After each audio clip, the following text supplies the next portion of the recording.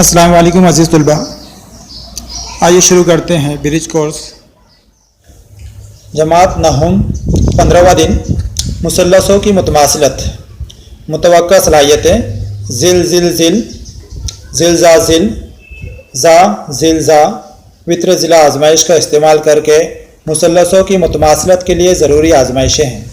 آئیے ذہن نشین کریں۔ قطعات کی متماثلت، اگر دو قطعات کی لمبائی مساوی ہو تو دونوں قطعات متماثل ہوتے ہیں۔ یہاں پہ قطع اے بی اور قطع سی ڈی دکھائے ہوئے ہیں، دونوں کی لمبائی مساوی دکھ رہی تو اسے متماثل قطعات کہتے ہیں۔ متماثل زاویہ، اگر دو زاویوں کی پیمائش مساوی قوس میں متماثل ہو تو انہیں متماثل زاویے کہتے ہیں۔ دو زاویوں کی پیمائش کبھی مساوی ہے تو انہیں متماثل زاویے کہتے ہیں۔ متماثل مثلث، اگر ایک مثلث کو دوسرے مثلث پر رکھا جائے اور دونوں ایک دوسرے کے منطبق ہو جائے تو تب وہ دونوں مثلث ایک دوسرے کے متماثل کہلاتے ہیں۔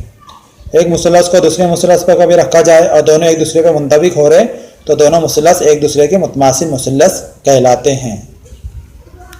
دیکھیے یہاں پہ مثلث A1 B1 C1، اسی طرح مثلث A2 B2 C2 دکھائے ہوئے ہیں، دونوں مثلث ایک دوسرے کے متماثل مثلث ہیں۔ اگر مثلث PQR اور مثلث ABC ایک دوسرے کے متماثل ہو تو اسے اس طرح لکھتے ہیں، مثلث ABC متماثل ہے مثلث PQR۔ یہ متماثل کی علامت ہے، برابر ہے اس کے اوپر مد۔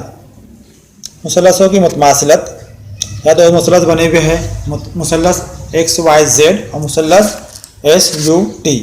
اوپر دی گئی شکلوں میں دونوں مثلثوں کے اضلاع کو یکساں نشانات سے ظاہر کیا گیا ہے۔ راسوں کی مطابقت کی بنا پر یہ مثلث متماثل ہیں، انہیں اس طرح ظاہر کیا جاتا ہے۔ مثلث STU متماثل ہے مثلث XYZ۔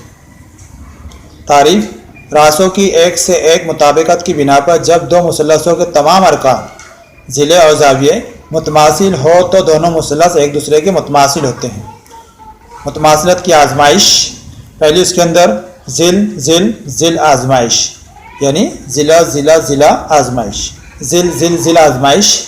اگر ایک مثلث کے 3 ضلع اور دوسرے مثلث کے تینوں نظیری ضلعوں کے متماثل ہو تو دونوں مثلث ذل ذل ذل آزمائش کی بنا پر ایک دوسرے کے متماثل ہوتے ہیں۔ یہاں پر دیکھو مثلث ABC اور مثلث PQR کے تینوں ضلع جو ہے تو ایک دوسرے کے متماثل دکھائی دے رہے ہیں، اس لیے دونوں مثلث متماثل ہے۔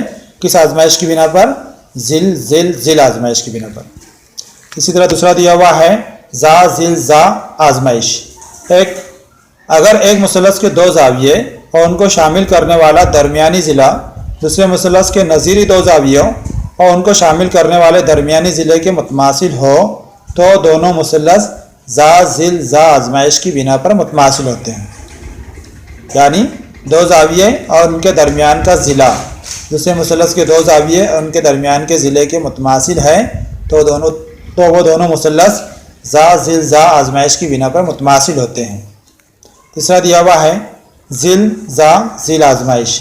اگر ایک مثلث کے 2 ضلع اور ان کو شامل کرنے والا درمیانی زاویہ دوسرے مثلث کے 2 نظیری ضلع اور ان کو شامل کرنے والا درمیانی زاویے کے متماثل ہو تو دونوں مثلث ذل ذا ذل آزمائش کی بنا پر متماثل ہوتے ہیں۔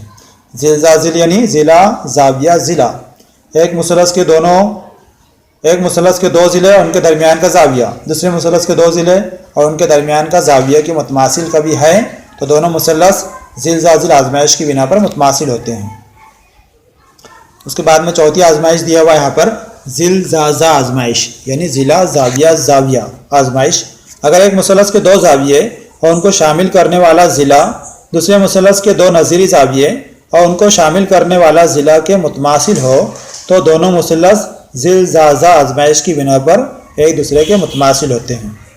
ایک ضلع اور 2 زاویے دوسرے مثلث کے ایک ضلع اور 2 زاویے کے متماثل ہے تو ذل ذا ذا آزمائش کی بنا پر دونوں مثلث متماثل ہوتے ہیں۔ اس کے بعد میں 5ویں آزمائش دیا ہوا ہے وتر ضلع آزمائش۔ ایک قائمت الزاویہ مثلث میں وتر اور ایک ضلع دوسرے قائمت الزاویہ مثلث کے نظیری وتر اور ضلع کے متماثل ہو تو دونوں مثلث وتر ضلع آزمائش کی بنا پر ایک دوسرے کے متماثل ہوتے ہیں۔